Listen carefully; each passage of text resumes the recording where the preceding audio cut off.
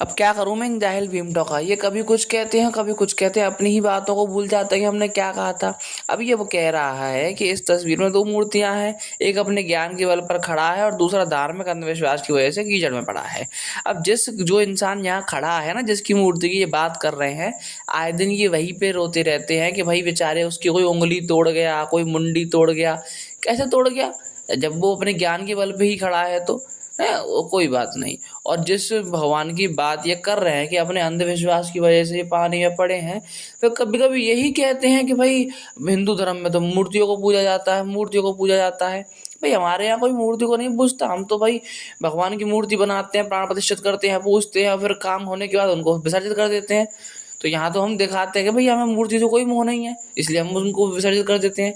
अब इनको इस बात से दिक्कत है कि भाई कैसे उन्होंने पानी में बहा दिया। भाई कोई स्टैंडर्ड है तुम्हारा नहीं है, कोई ज़मीर है कि नहीं कि तुम कुछ भी बोलते हो।